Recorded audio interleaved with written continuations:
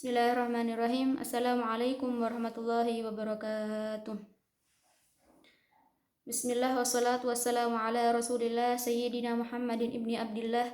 Asyhadu an la ilaha illallah wa asyhadu anna Muhammadan abduhu wa rasuluh. La nabiyya wa la rasula ba'dah. Qala Allah Ta'ala fil kitabil karim ba'da an a'udzu billahi minasyaitonir rajim. Bismillahirrahmanirrahim. Ya ayyuhalladzina amanu taqullaha wal tanzur nafsum ma qaddamat lighad wattaqullaha innallaha khabirum bima ta'malun. Fa in asdaqal hadisi kitabullah wa khairul hadi hadi Muhammad sallallahu alaihi wasallam wa syarrul umuri muhdatsatuha wa kullu muhdatsatin bid'ah wa kullu bid'atin dhalalah wa kullu dhalalatin finnar amma ba'du. Pertama-tama marilah kita panjatkan rasa puja dan puji syukur kita kehadirat Allah Subhanahu wa taala yang telah memberikan kesempatan kita untuk bermuajahah pada sore hari ini. Kedua kalinya, salawat serta salam semoga tercurahkan kepada junjungan kita, suri tauladan kita, Presiden umat Islam yaitu Nabi besar Muhammad Shallallahu Alaihi Wasallam yang telah membawa kita dari zaman kejahiliahan menuju zaman yang terang benderang seperti sekarang ini yaitu dunia Islam wal iman.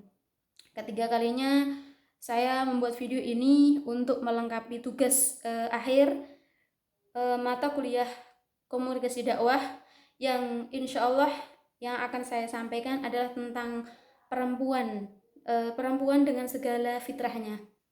Ya, saya mengambil dari salah satu ayat, ya nisa an-nabi lastunna kahadim minan nisa. Perempuan dalam bahasa Arab itu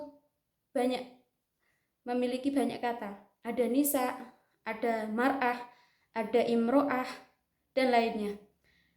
Contoh ya nisa an-nabi. Yang pertama adalah ya nisa an-nabi. Di situ menggunakan kata nisa yang artinya adalah perempuan-perempuan. Banyak perempuan berkumpul. Ya nisa an-nabi. Nah, di situ istri-istri Nabi banyak, lebih dari 3, 4, 5, 6. Kemudian yang kedua adalah mar'ah. Mar'ah berasal dari kata mir'atun dan muru'atun.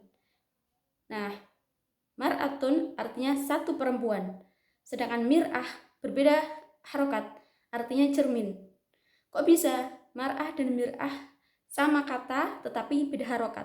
Di sini memiliki makna yang berkesinambungan, yaitu sifat yang berdekatan. Kalau mar'ah itu perempuan yang menggunakan perasaannya, kalau mir'ah itu sama. Ya intinya mereka itu satu kesatuan. Al-mar'atu bila mir'ah ghairu jamilah kalau kata pepatah pondok ya.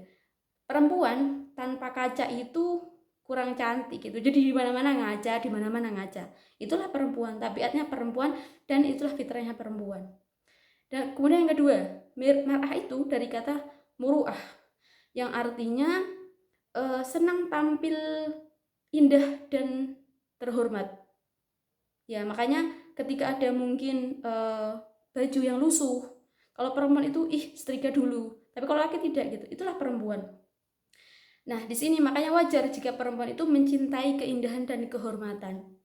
Ya, kalau ada orang yang mengatakan bahwasanya perempuan itu tercipta dari tulang rusuk sebelah kiri dekat hati. Kenapa bukan tercipta dari tulang kepala bagian atas, tulang kaki bagian bawah gitu? Karena perempuan itu bukan diciptakan dari kepala, tulang kepala bagian atas, karena perempuan itu tidak hanya untuk disanjung, tidak hanya untuk ditinggikan. Kenapa perempuan itu tidak diciptakan dari tulang kaki bagian bawah? Karena perempuan itu tidak untuk dihinakan dan tidak untuk direndahkan. Tapi perempuan itu diciptakan dari tulang rusuk bagian kiri dekat dengan hati karena untuk dihormati dan dicintai. Nah, itulah muru'ah, menjaga kehormatan. Makanya dalam psikologi artinya itu adalah sifat rasa yang dalam. Makanya kalau perempuan itu selalu menggunakan perasaannya. Ya. Kita kembalikan ke tadi, ya nisa an-nabi. Nisa perempuan-perempuan yang berkumpul. Nah, perempuan, kenapa Rasulullah itu kalau di sini nisa banyak perempuan ya.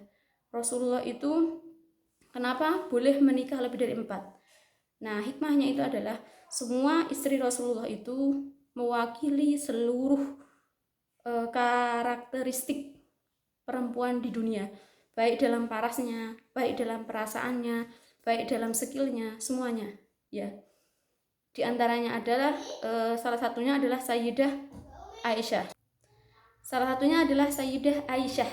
Ya, kita mengambilnya beliau adalah yang ahli. Yang pertama adalah dalam olahraga, berkuda, memanah, kemudian dalam segi pendidikan.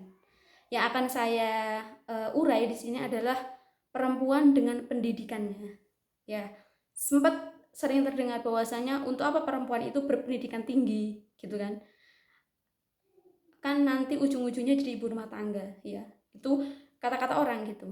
Akan tetapi perempuan itu adalah sosok yang seharusnya lebih utamakan dalam pendidikannya, karena perempuan itu menjadi madrasatul ula untuk anaknya, ya, menjadi tarbiyah pertama untuk anaknya. Kita ya semuanya itu berpendidikan tinggi bukan untuk menyaingi laki-laki, akan tetapi berpendidikan tinggi itu untuk mencetak generasi. Jadi pentingnya untuk berpendidikan itu sekali lagi bukan untuk menyaingi kaum lelaki, tetapi untuk mencetak generasi menjadi yang lebih baik. Itulah perempuan. Ya, walaupun perempuan itu mungkin lebih didominasi dengan perasaannya, tetapi ada makalah yang mengatakan bahwasanya perempuan jika bukan karena akal dan agama yang menjadi pegangannya, maka ia akan menjadi gila karena perasaannya. Beda dengan laki-laki. Laki-laki jika bukan karena akal dan hawa nafsu agamanya yang dia pegang, maka ia akan menjadi gila karena hawa nafsunya. Makanya perempuan itu yang dikedepankan adalah perasaannya. Tapi kembali lagi, ya, perempuan itu sebagai madrasatul ula untuk anaknya.